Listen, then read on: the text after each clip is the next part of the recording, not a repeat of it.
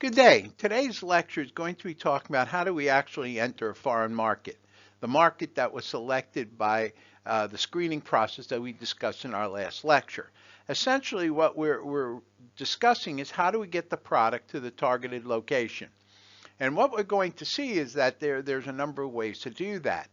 And most importantly, what we're interested in is delivering the product to the final user, final consumer, so to speak. And that means we need to take a look at the supply chain. And as you can see from the opening graphic that we have here, essentially we have the supply chain where the vendors are upstream and the customers are downstream, and then we have our so-called business activities. And there really are two primary methods in which we can deliver, if you will, the product to the final user in the targeted market. And that's what we're going to be discussing in today's lecture. And briefly, the first one is exporting. And we can export the product from our domestic environment into the foreign market. And as we're going to see, there are two forms of exporting. One we call indirect, the other one we call direct exporting. We also then have a foreign direct investment. As we're going to see, there are many ways in which we can effectively implement this concept of FDI, where we may have strategic alliances, we may have contracts out there, we may have manufacturers, reps, whatever the case may be. So essentially, what we're going to be discussing today's lecture is how do we get the products to that final user in that selected targeted market. As we have discussed, there are a number of reasons why a corporation strategically plans a global initiative. And two of the most important of those drivers are the life cycle of a particular product and the cost reduction, the distributed value chain or business process outsourcing.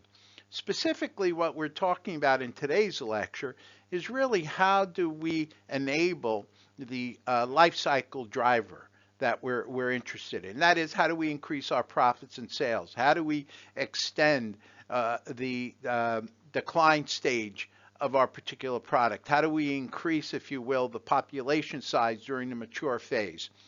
This also includes some strategic elements as well. How do we defend our domestic market? Remember, we talked about it. But specifically, what we're really discussing today is how do we get the product to the targeted location? Now, understand that one of the modes in which we're able to do that, FDI, is implying that we are going to have in-country capabilities. Now, in-country capabilities can also then eventually lead to BPO, business process outsourcing. So the idea behind it is that maybe initially moving in to target the market and increase my sales eventually leads to a more enhanced business process flow.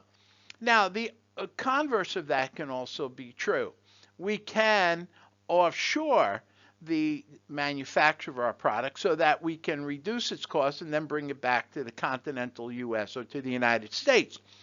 Now, one of the goals there is that at some point in time, we then also want to be able to start to sell our product into the target market. So our approach at this point, our approach in this lecture, our view at this point is at first, let's sell our product in the targeted location and then possibly start to produce the product, stock the product, whatever the case may be. We'll talk about that in the targeted location and thus get in country completely. Remember, there also is another approach. The other approach is that the cost reduction, the impact on the P&L is of my primary concern. That is the reason why I'm going offshore. It's the reason why I'm going into a foreign location. Now, again, we have to be careful because now we're not talking about a foreign market anymore. We're merely talking about a foreign location. And then our long-term plans may be after we have been manufacturing or producing the product in this offshore location, we can eventually start to expand into marketing the product locally. But for our discussion today, we are pursuing the sale of our product to increase profits, to increase sales. Possibly we'll have defending our markets. We may also have some benefits in terms of P&L impact via business process outsourcing. So what are our choices? How do we get the product into this targeted market? How do we get the product to this location? Well, let's step back for a moment and let's look at naturally how some of this occurs.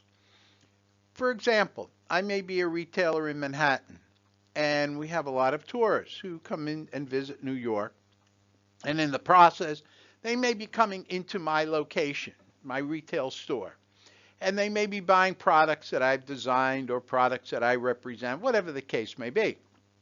Now, I also have a website, and I'm starting to get reorders for products. I may be actually getting orders from products, and what I'm noticing is I'm getting orders from products from foreign countries, and I now have to ship internationally using UPS or FedEx Express, DHL, whatever. And I realize, as we've discussed in previous lectures, that the interbank, the credit card companies themselves, are going to be handling, if you will, the currency exchange. So my website talks about US dollars.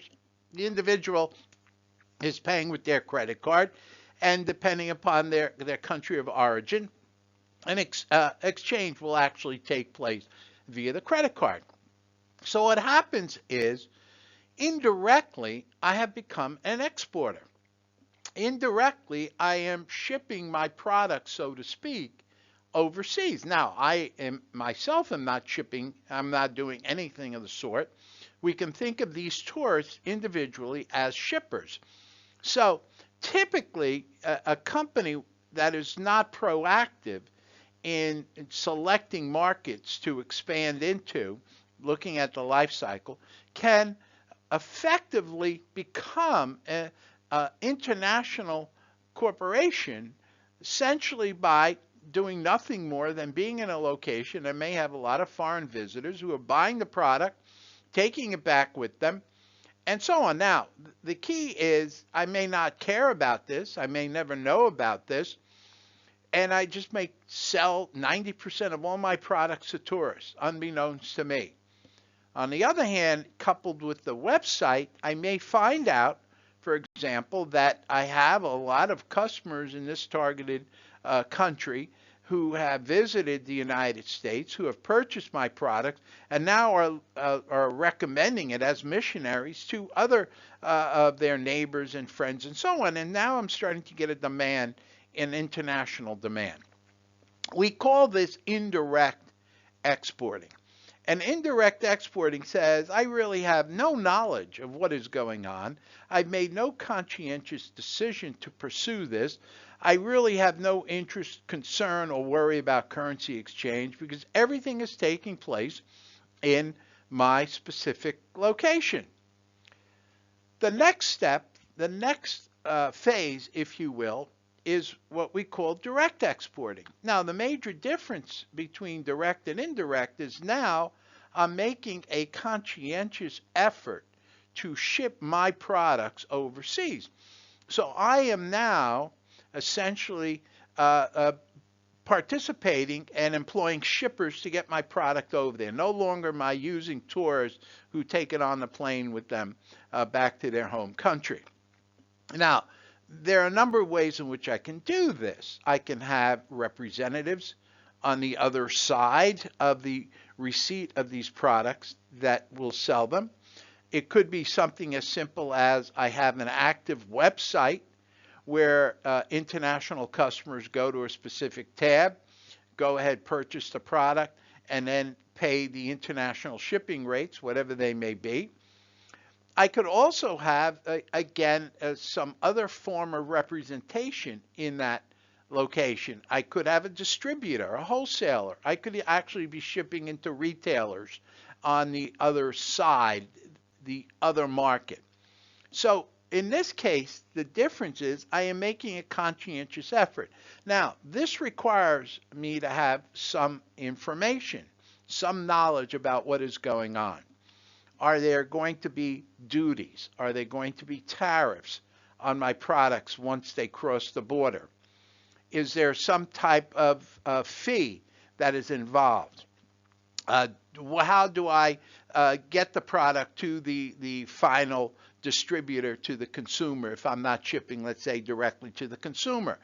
Are wholesalers in the supply chain in that targeted location country similar to wholesalers in the domestic market that I'm familiar with? Are retailers similar to that? So, in other words, I now am starting to get some knowledge. Now, companies that have not made deliberate efforts to pursue international sales typically start out as indirect exporters, find out that there's a market for their product, and naturally are able to form some type of relationship with a representative in that targeted location who then starts to handle this. Now, over time, I may become much, much more knowledgeable about the market.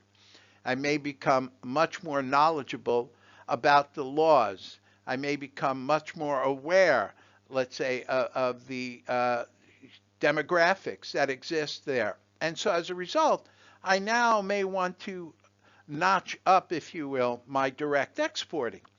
And so now what I could do is, theoretically, I can open up a warehouse facility in the targeted location, hire warehouse employees to manage it, and then put together my other functional departments such as accounting, finance, for example, and then start to deliver it to the retailers themselves. So basically, I'm now working on the supply chain.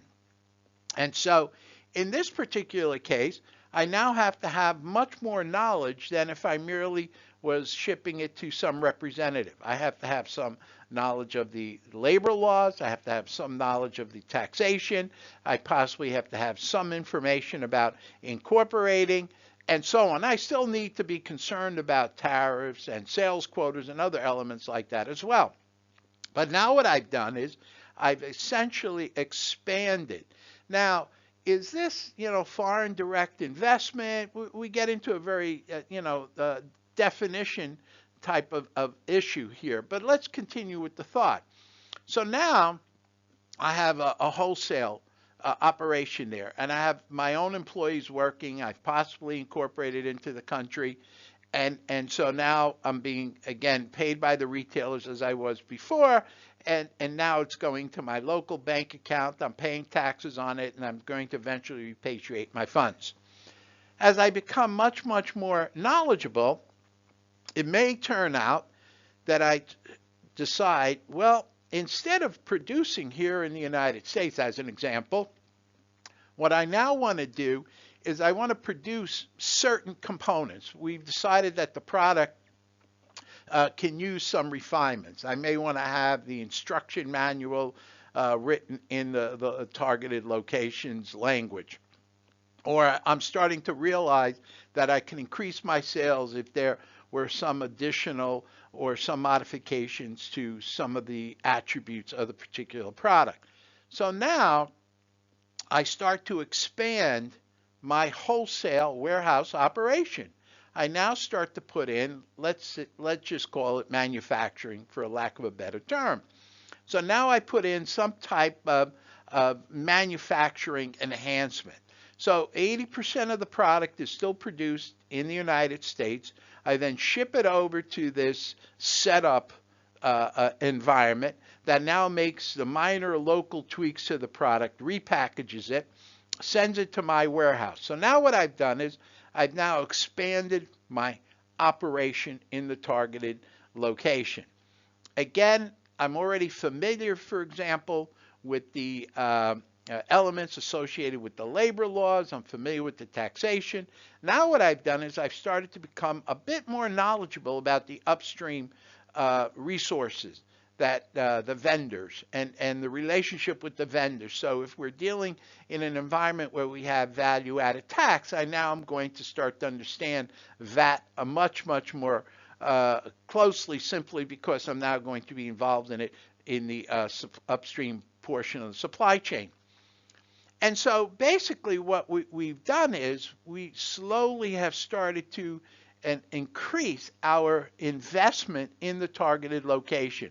we have slowly started to increase the infrastructure in the targeted location.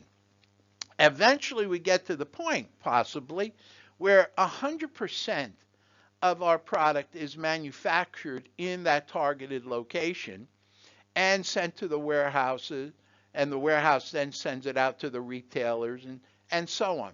So the idea behind it is, as we progress from having absolutely no knowledge whatsoever about this foreign market as an indirect exporter, to now being a corporation that essentially understands this market as and understands the human resource, the cultural components, understands the governmental agencies, all the things we talked about, understands essentially the how to operate within this environment.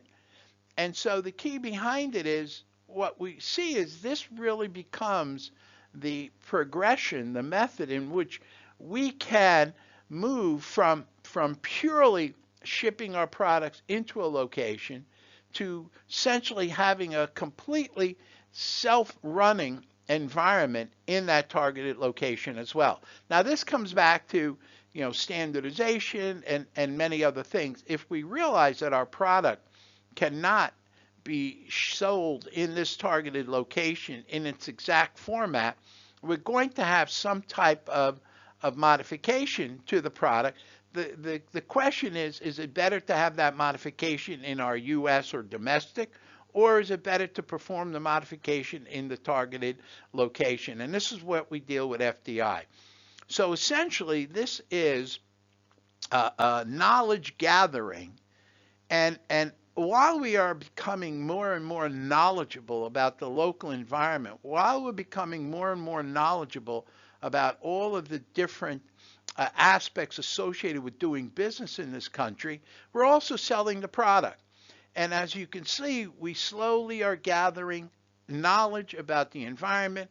We're slowly gathering knowledge about the customer base. We're slowly gathering knowledge about the workforce, the taxation laws, and so on.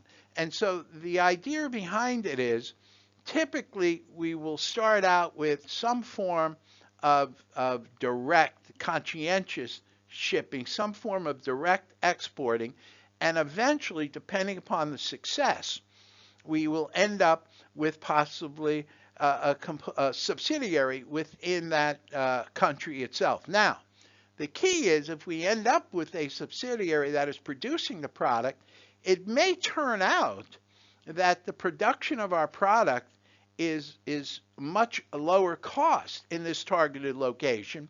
And we realize that, what we can do is export the product from this targeted location back to the United States. And as we'll discuss, this is what we call the international product life cycle.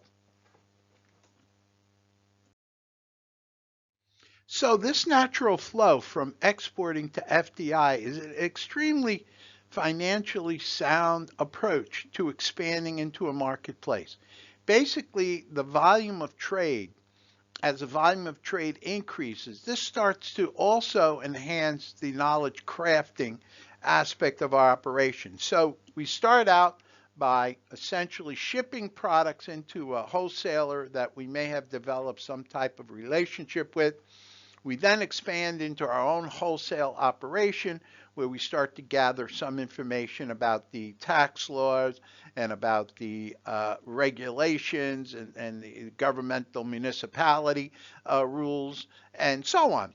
And then what we do is we slowly start to expand that warehousing function into a manufacturing function, into, again, we go up and down the supply chain, whatever direction we want to.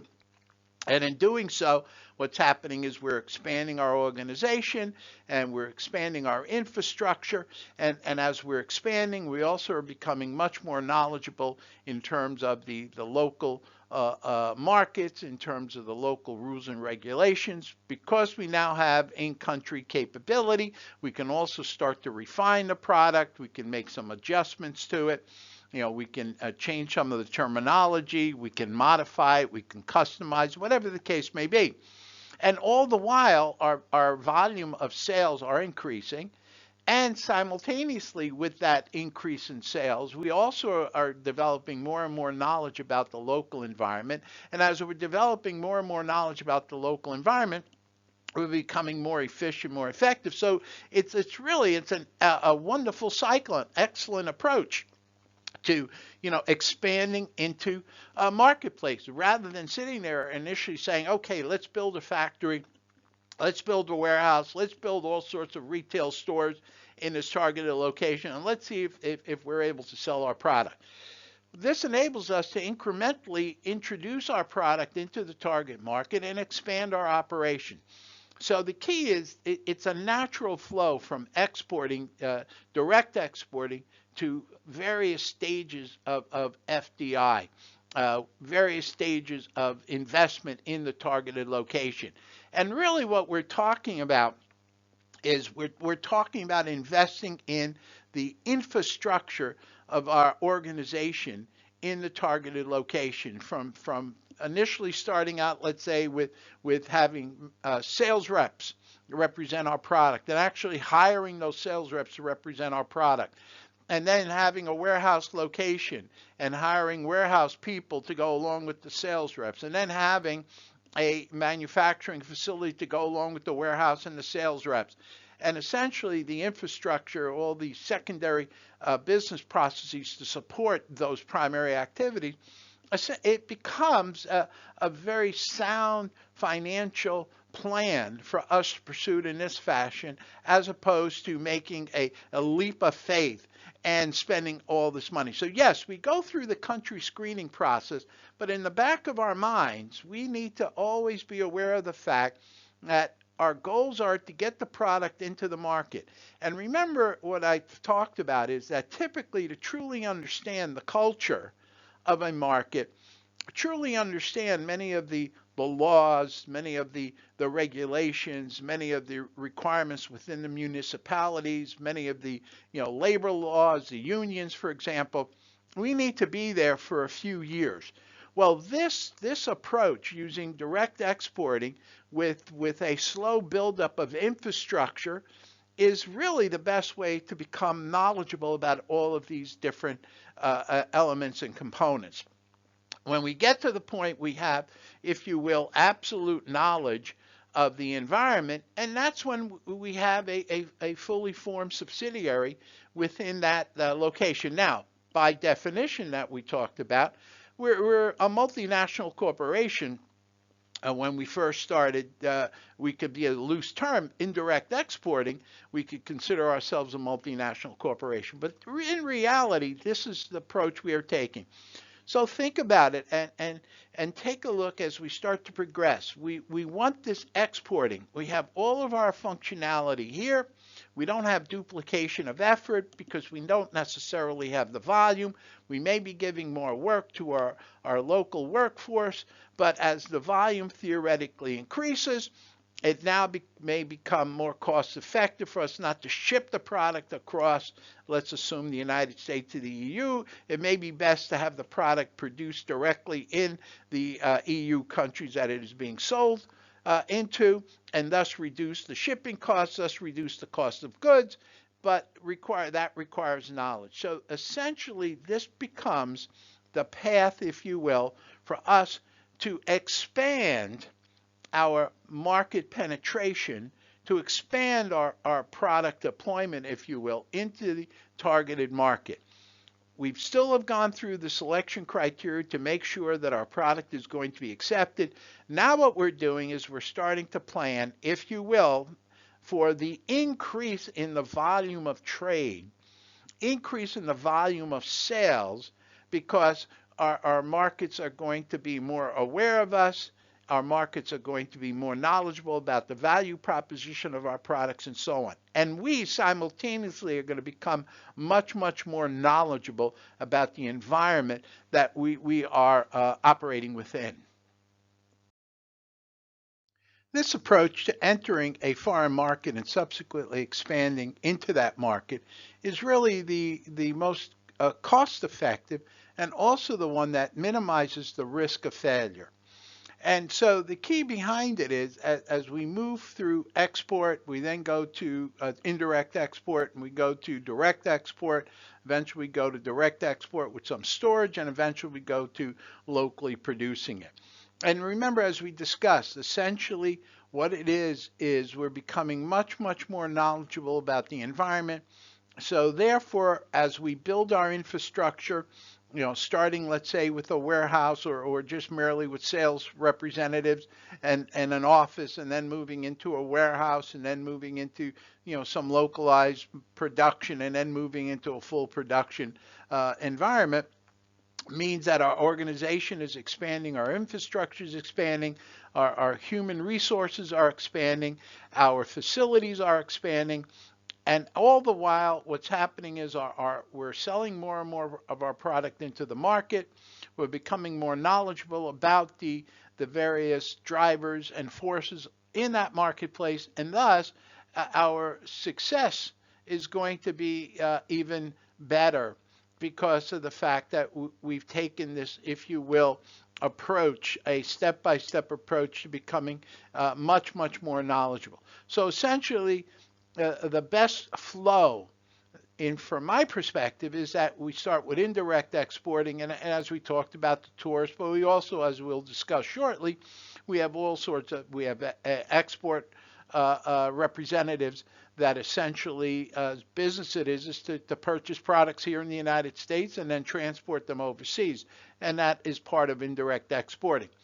We then eventually can move into direct exporting, where we can have manufacturer reps that really just represent the company, are not our employees, starting out with sales personnel as the next stage. Eventually, we can move into some form of warehousing, some investment, having rents, utilities, some employees, and so on. And then eventually moving into a subsidiary that is fully manufacturing the products locally. Let's take a look at the typically first phase, indirect exporting. Basically, the analogy I gave before of a tourist, it can be expanded to a more proactive approach. But for argument's sake, let's just think of indirect exporting, and let's take its simplest, most basic approach. Here I am, a retailer. I have a store. I'm manufacturing some type of product. I'm baking bakery goods, and I have tourists who come in. They enjoy the product. They decide they pack it, put it into their luggage, and take it back to their home country, the UK, let's say, as an argument. And in the UK, people sit there and say, wow, this is great. Oh, bagels, this is delicious. Let's go ahead and order it. And so they come onto the internet where I have my ordering for local customers who want to place orders for a dozen bagels. And what happens is they place an order for it, and UPS contacts us and says, we can't ship out of the country. And the question is, out of the country? And they say, well, we just got an order for it. So all of a sudden, I'm now becoming, quote, an indirect exporter. Now, I can also expand upon that and become a bit more proactive. I can look at manufacturer reps, for example, agents who sell for a particular or sell a particular category of product, and they may be coming to certain, let's argument's sake, again, say the United States, and looking for specific products that they then bring over and represent. Export agents, for example, who there are customers overseas. So there may be a retailer overseas who on a business trip to New York saw my products, was very interested in it. So contacts this export agent and says, I'd like you to go ahead and negotiate and start to get these products shipped over to me. Export merchants, for example, individuals exporters who basically their company is to go to targeted countries, purchase a series of products, develop relationships, and then have those products brought over to them, shipped over to them, and they in turn sell to their customer base, whatever that may be. And finally, international firms. So there are a number of, if you will, proactive approaches to becoming more involved in indirect exporting. And again, this is really, if you think of it, the very first phase of our deliberate step-by-step implementation of an extensive position in a foreign market, in a foreign country. Now, the biggest problem, though, with indirect exporting is very simply we gain extremely little experience on the in-country markets, the in-country rules, regulations, laws, all the things we talked about, the social, cultural component. We don't have to spend any time learning it. We don't have to understand purchasing power parity. We don't have to understand currency exchange issues, repatriation, local taxation, nothing.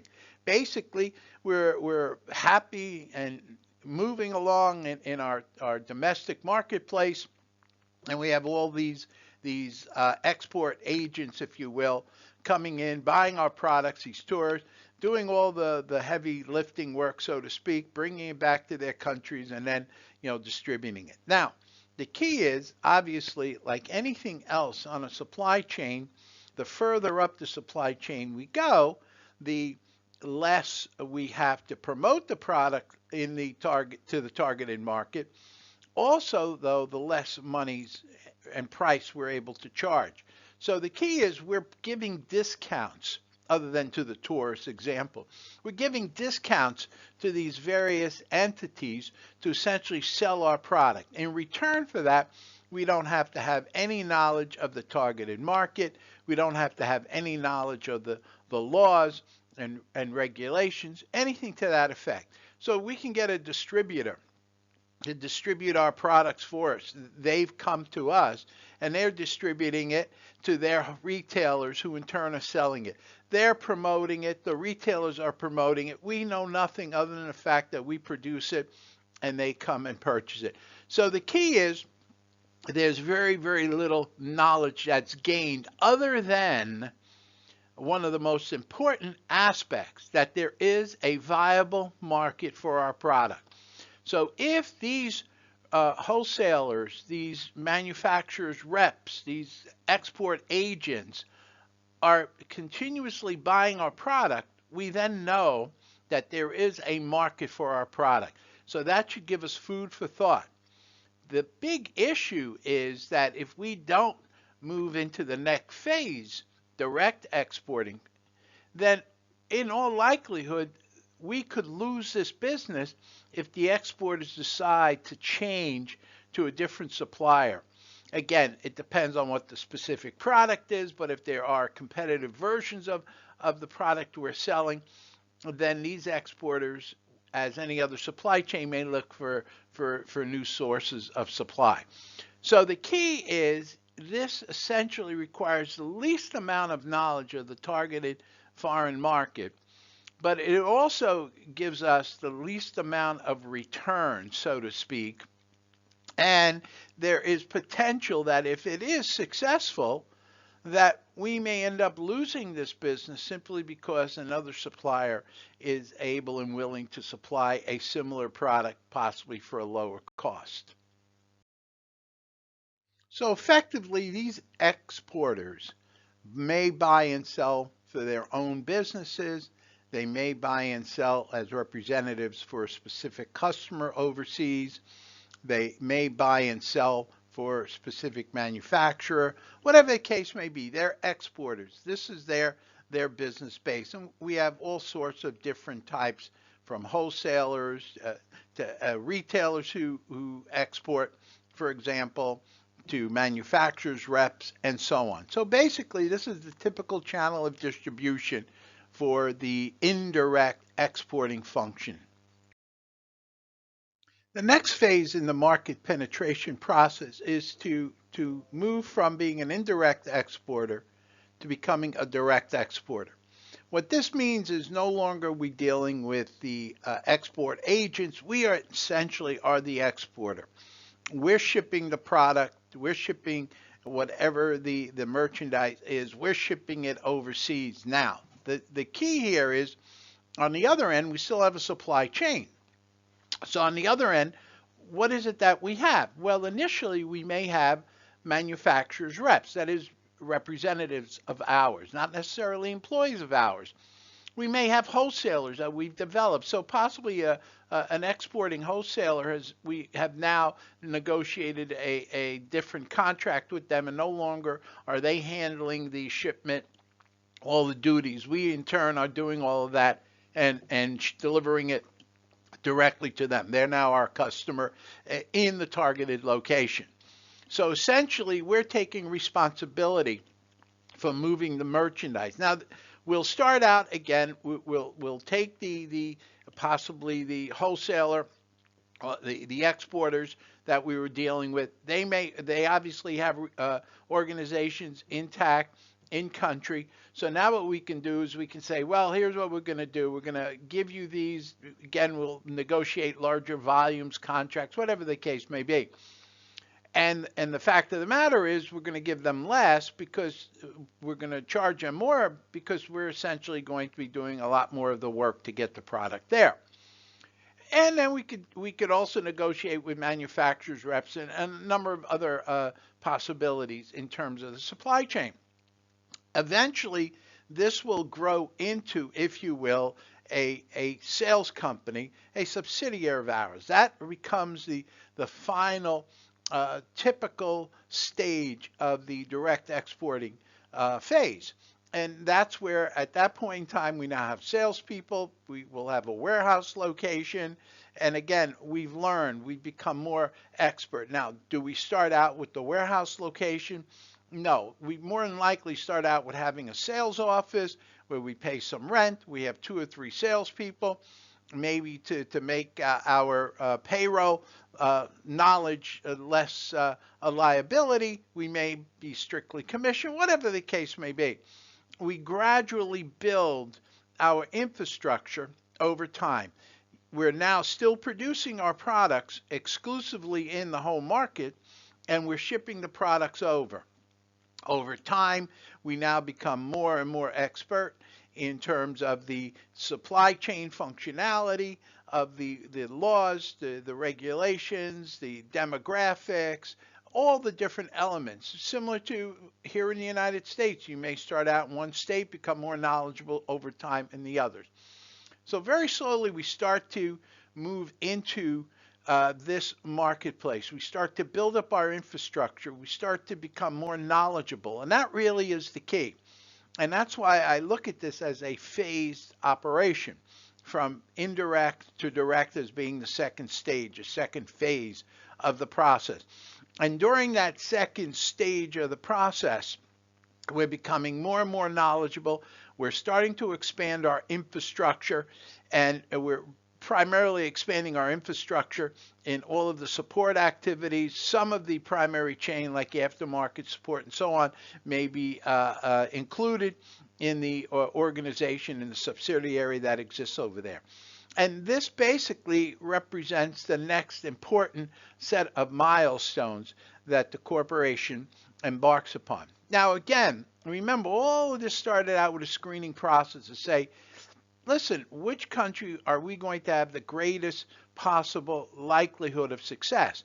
Now, are we talking about the final evolution of this effort, or are we talking about the initial? Again, all this has to be taken into consideration. Obviously, if we're going to embark on an indirect exporting methodology, our country screening doesn't have to be as extensive as it would be if we're immediately jumping into foreign direct investment.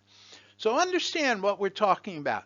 What we're talking about is gradually building up a presence in the targeted country, building up functionality in the targeted country, building up an understanding of the promotional aspects in the target country, in the value proposition, the needs analysis in the targeted country, understanding the supply chain, the positioning on that supply chain, and so on. So the key is we're becoming much, much more knowledgeable. Think of it almost as being an entrepreneur. And as an entrepreneurial firm, when you have a startup capability, you're very lean, you're very thin, you don't have that many resources. Well, that really is essentially what we're doing here. We're slowly building up our in-country infrastructure so that we may eventually get to, if you will, a fully functional, if quote unquote, standalone corporation. Now, one of the important elements in all of this is, again, the products that we are selling. If we are selling a product that is going to require local customization, well, a lot of these phases may not necessarily go as planned. We may need to have some local contractual remanufacturing, so to speak. But again, that will depend specifically on the product. So phase two, step number two, if you will, is the direct exporting functionality. And at this point, what it is, we're slowly understanding the world that we're going into. We're slowly adding infrastructure and resources. We're slowly developing relationships. We're slowly understanding the union, the labor laws, the taxation laws. We're slowly understanding the cultural component. We're becoming knowledgeable in this targeted country. And the key is, as we eventually become more knowledgeable, we can then become more confident in expanding the infrastructure and doing it properly. Essentially, we can think of direct exporting as two phases, a not company phase and a company phase. In the not company phase, we have manufacturer reps, we have distributors or wholesalers who import merchandise, retailers who may import, trading firms who act as intermediaries, and so on. Phase two is where we are now starting to have some mix of possible, distributors or wholesalers, but we also may start to add company sales staff. We may have some warehouse staff, so we're slowly building. So basically, if we think of the supply chain, and we take the supply chain and we break it down into a lot of smaller nodes, what we're effectively doing is we're taking the node that is company and we're expanding it into the functional areas of typical internal operations of a corporation. And many of these internals start out in phase one as being non-company. So essentially, we've outsourced, think of it, the entire internal process. And slowly what's happening is we're taking over the responsibility, the functionality of that particular silo, that particular functional area. So again, very similar to here in the United States, I may have an outside payroll source. Over time, as I become larger and as I get many more employees, I may decide to bring that in-house. And that's really what we're referring to here in terms of direct exporting. We sort of have the phase one where we're basically outsourced everything to the representatives, the entities that are selling. And phase two, we're slowly starting to take over responsibility for each and every one of those areas. Eventually, we get to the point where we then want to look at the final characteristic depending on our product, and that final characteristic is actual production and manufacture of the product. Now, if we happen to be an international wholesaler, that will be a different story. What that means is we do know actual manufacturing. We buy our products that we sell from the manufacturers who produce them. So the definition of foreign direct investment doesn't necessarily have to imply manufacturing or production. Essentially, it could be phase two of direct exporting. Eventually, what happens is we are purchasing products. Those products that we're purchasing are being shipped directly to us in these targeted locations in targeted countries, and we now have the sales staff, the warehouse staff, the aftermarket support staff, the marketing staff, the human resources, everything that is needed there to essentially sell and promote the product. We could actually even be a retailer. Think of Walmart, for example. Walmart is a U.S.-based firm, but it also has, retail divisions throughout the world. So the key behind it is And as we start to talk about, foreign direct investment in the next few minutes, what the classical definition is implying that we're talking about manufacturing, we're talking about production, but that doesn't necessarily uh, have to be exclusively for the purpose of manufacturing and production. We can be creating the infrastructure to sell these various products and services in these locations. To give you an example from my own personal experience, my software company here in the US, we expanded eventually into the United Kingdom. We weren't doing any manufacturing, we weren't doing any production. What we were doing was we were rewriting code to essentially normalize it for the UK market. Eventually, when we moved into the European continent itself, we had again divisions in those locations rewriting the code for the targeted location. So we weren't theoretically doing any manufacturing, nor are we doing any production. So as we start to talk about foreign direct investment, and as we start to talk about the concept of strategic alliances, or we start to talk about mergers, for example, that we may have, or contracting, some cases contracting, may not be viable, we need to understand that this can refer to, often does, the production component, but doesn't necessarily have to. It could refer to the other functionality of an organization. And so theoretically, if we are an international wholesaler or we are a wholesaler by trade and we do not manufacture or produce any products, and we now have decided to expand our wholesale business from the United States into, argument's sake, the UK. Well, now I set up a similar environment in the UK over a period of time, and then I start selling the product that I've wholesaled in the United States in the UK as well. I may have to differentiate some of the products. I may have to go to different suppliers to provide them. I may be selling office equipment. I may be selling restaurant equipment, whatever the case may be.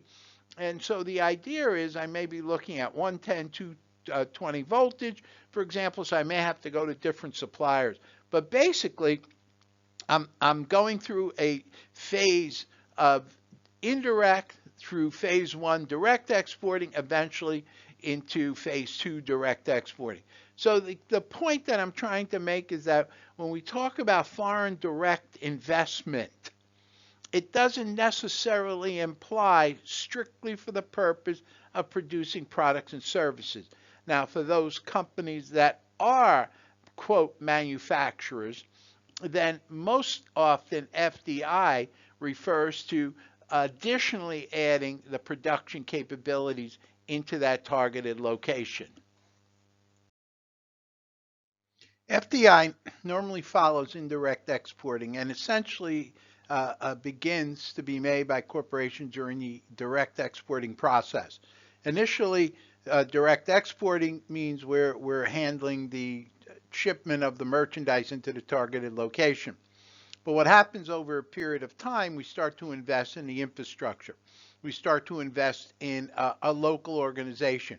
We start to invest in company assets in the targeted location. And basically what this does is it essentially reduces our costs because we now have brought something in-house. Essentially, it's made it more efficient.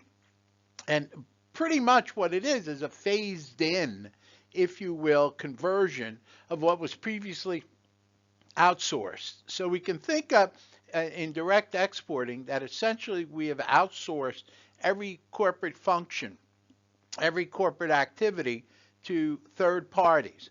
And now what we're doing is with our foreign investment, when investing in the targeted location, we are slowly starting to convert some of these, quote, outsourced functions into company operated and performed functions. And in doing so, implies that we're starting to gain knowledge. We're starting to become more familiar. We're starting to understand the environment. We're starting to understand the laws and taxation. So initially, we contract with the importer. We ship our merchandise into that wholesale or retail, whatever it may be. They pay us. We collect our money, however that happens via the interbank, and they handle the sales. They handle paying local sales tax, VAT tax, whatever the case may be. Over time, we now maybe start to sell, which means, well, we need to hire a salesperson. We need to have a bookkeeping or accounting department so we're able to remit the taxes that have been collected, pay the employees, and so on. So very slowly, what we're doing is think of an organizational structure. Think of the silos of a corporation. We are essentially making investments in taking over these various functionalities, these various tasks, these business processes that previously were being performed by a third party, effectively an outsourced functionality. So we're converting the business processes of doing business in this targeted country into company managed, company staffed, company controlled business processes. However, the most important element to remember is not only does this require investment, but for this investment to be sound, we need to have extensive knowledge of the market, the workforce, the culture, the government, and this is where our screening process that we discussed in our last lecture has now provided us with a baseline of information, the country risk assessment, many of the other elements. So when we think of foreign direct investment, we have to think more than, quote, just producing a product. If we happen to be a manufacturer, eventually FDI will encompass local production. If we happen to be a wholesaler, FDI will eventually encompass us getting products shipped to us, possibly from alternative sources. So foreign investment does not exclusively imply for manufacturing. In many cases, manufacturing is included, but it also refers to any of the other functional silos within a corporation that are slowly becoming company managed and company operated areas of functionality. There are many methodologies in which we can perform, if you will, this company conversion of outsourced functionality before being completely in control of every activity and operation. We could use joint venture, we can use the acquisition of certain functional areas, the merger, strategic alliances, and so on. So the key behind it is it isn't an immediate jump into we are now performing all functionality that a typical corporation would be performing. We will phase in. And again, depending upon the knowledge, how much information we have about the targeted country, the culture, the government, the laws, the taxation, the labor laws, all these other elements must be taken into consideration before we can essentially state we have a fully operational, fully controlled organization in that targeted location. And so the idea behind it is, we can contract out some of these services. We can look at, alliances. There are many different approaches we can take to essentially minimize the financial exposure and essentially take over the control of those areas that we have the greatest success of improving in terms of the functionality and truly understand its relationship within the local market. The speed in which we can perform this conversion from outsourcing to company managed and staff processes really depends upon the globalization of a number of different dimensions. If management can theoretically globalize the entire element of what is taking place, and obviously it's going to be much easier for us to assume responsibility, much easier for us to have a footprint of what the entity is going to look like, and therefore be able to more quickly pursue the company managed operation. On the other hand, if we are looking at essentially zero standardization between other divisions and the new division we're discussing, well, then it may take us a lot longer to transition into this fully managed entity. Typically, there are 7 dimensions that we want to look at to try to provide us with an understanding of whether we are going to be in a multi-domestic strategy or whether we're dealing with a global strategy. And the first and foremost, and one of the most important dimensions, is the product features. Are the product features similar, identical? Are the product features have to be modified? Do the product features have to be changed? This is a very important criteria because if we're talking about as a manufacturer, then we would definitely have to have an in-place, in-country manufacturing facility. If, on the other hand, we are acting as a wholesaler or a retailer and we're importing, we're expanding into these areas, then we would have to find suppliers for this new product format that we're interested in. The second element is how similar are the markets. Now, in many cases, the demographics are going to be similar. The question, though, is can we reach these markets in similar fashion? The third one is promotion. Can we merely take the ads that we created in previous markets, possibly just change the language, and off we go with them? Or all we need to do are change the actors, or do we have to have a different value, so to speak, to the advertising themselves, or do we need different media? So these represent 3 very, very important elements. If the promotion is going to be standardized across all of our different divisions, and obviously the marketing department can just require us to convert it into the appropriate language and formatting. If, on the other hand, we're looking at changing the advertising pitch, the taglines, and the promotional aspects, then we may need a far, far more localized marketing department. We also want to talk, is there value add to the product? And if there is a value add to the product, aftermarket support is a good example.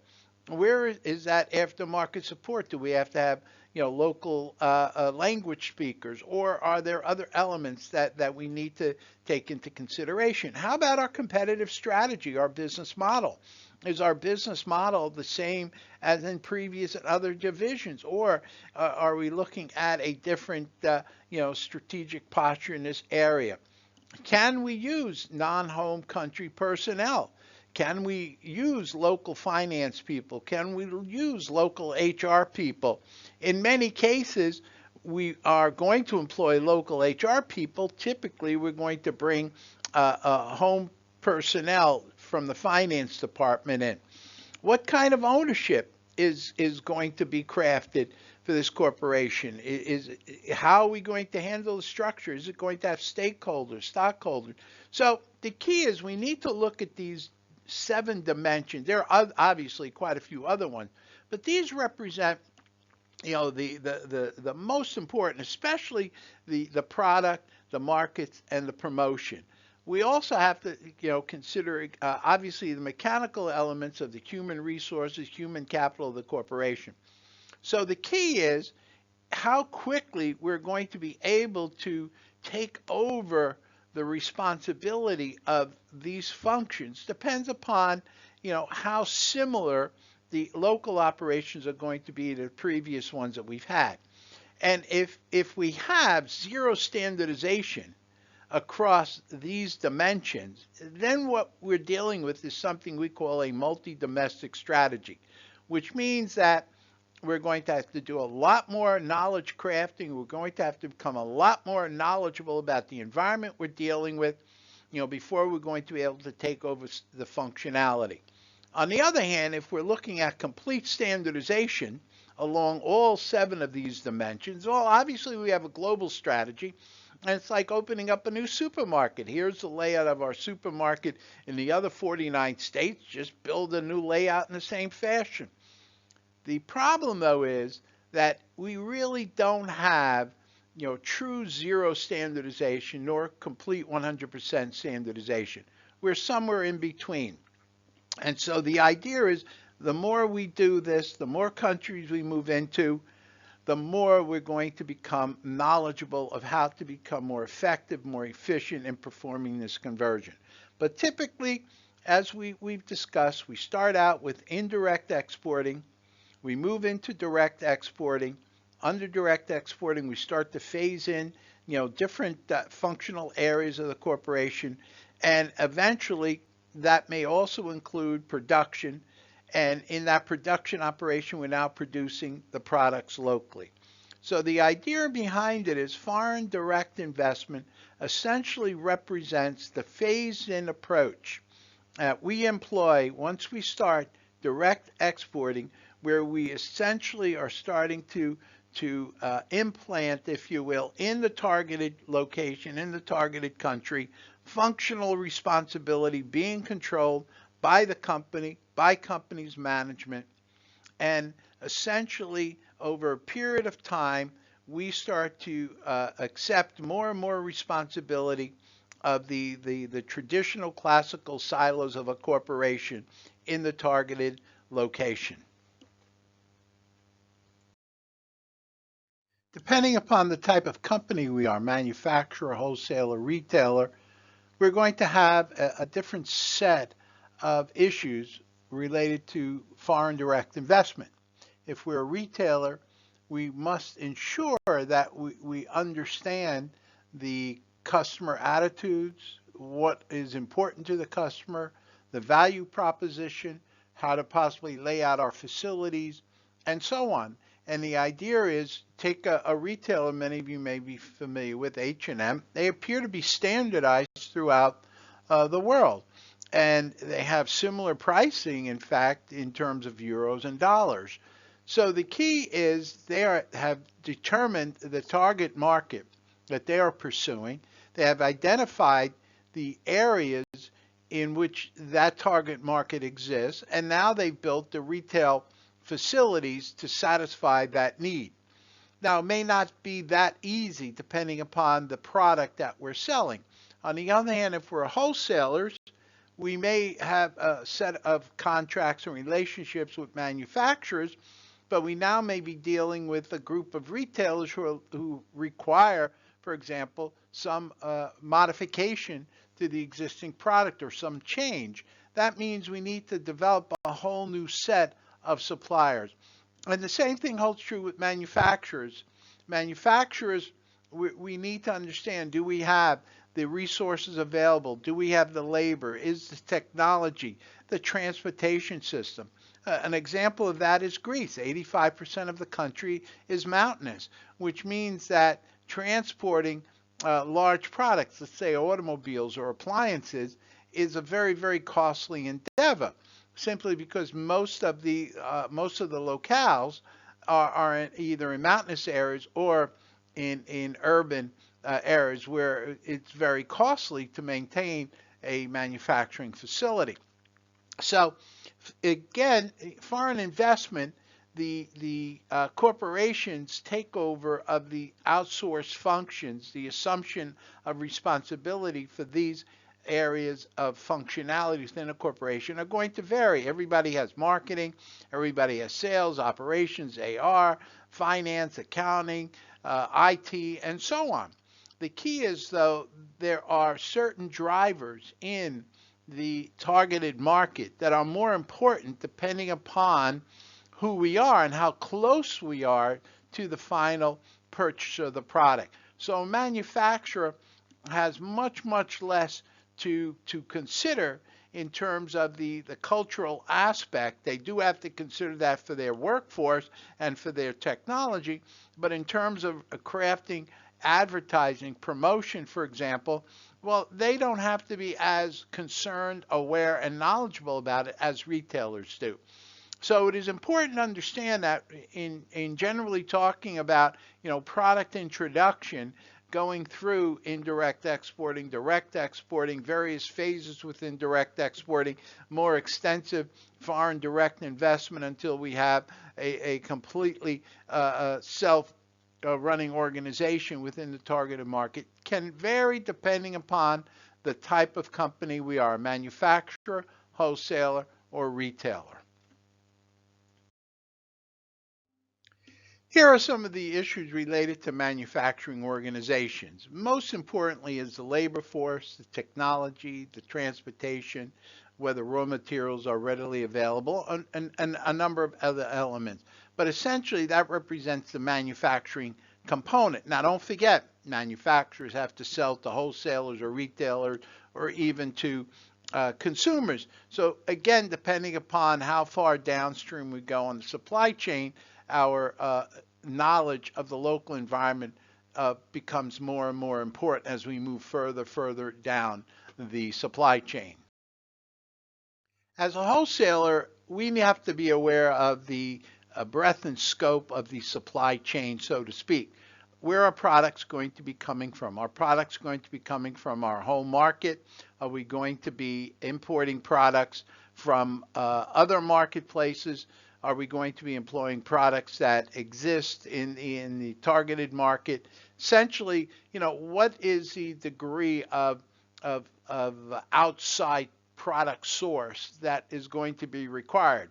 The other element that we need to understand as wholesalers is how are the relationships formed with the resellers? Do we sell directly as if we went closer to the customer on the supply chain?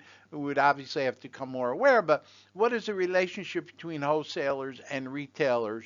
Is there co-op advertising? Is there market development funds? All sorts of other ramifications need to come into place. So we're not too concerned about the availability of raw materials, but we are concerned about the availability of products. So what is important to us is, can we get the products that are needed by those who are going to be reselling the product or those who are going to be buying the product, and if so, where do we get these products from? So the elements are a bit different. We still have the same issues of accounting, we still have the same issues of payroll, human resources, and so forth. Lastly, we come to retailers, the last node before the consumer on the supply chain. And the key behind it is, what is the market used to? Is the market used to small marts, if you will, or is the market used to supermarkets or used to hypermarkets? For example, in Greece, 2 blocks away from a hotel is a very large supermarket, and in fact, it's 2 stories. And it has these interesting magnetic elevators where your shopping cart can go up and down. And so the idea behind it is, obviously they are acceptable to hypermarkets, but there may be countries, less developed countries, essentially have a tendency towards much smaller footprint locations. So, if we're a retailer, what layouts can we use? Can we take the superstore layouts or the hypermarket layouts that we have here in the United States and many other areas of the Western Europe, for example, and employ that same footprint, that same layout? So yes, we still have our warehousing capabilities. We still have our accounting, as we talked about. We still have our financing. We have our operations, IT. We still have the secondary activities. And as with all the businesses, these supporting functions, these supporting business processes are much easier to be assumed by the company than possibly some of the more directly related business processes to the delivery of the product and service. And so that's why it's important when we look at foreign direct investment, as we look at the transition from indirect exporting to full-blown direct exporting with infrastructure that supports it eventually to the production, if we happen to be a manufacturer of in-country. What we're saying is that depending upon which node, where we sit on the supply chain, we will have some forces that are more important than others. And the closer we get to the final consumer or purchaser of the product, the more important it is we understand the market demographics, we understand the culture of the market. The further upstream we go, the more important we understand the geographical characteristics, the environmental conditions that we're dealing with, the resource availability, and so on, and everything in between. So the idea behind it is, as a country performs what we talked about the other day, the country screening process, these are all different elements that need to be taken into consideration. Who am I? What am I? Am I a manufacturer? Am I a retailer? Am I a wholesaler? Now, a service company may actually be extremely different. If I am a servicer of HVAC, heating, ventilating, air conditioning systems, well, maybe the only distinct difference between the products is going to be the voltage that happens to be used. Maybe that's going to be even the same.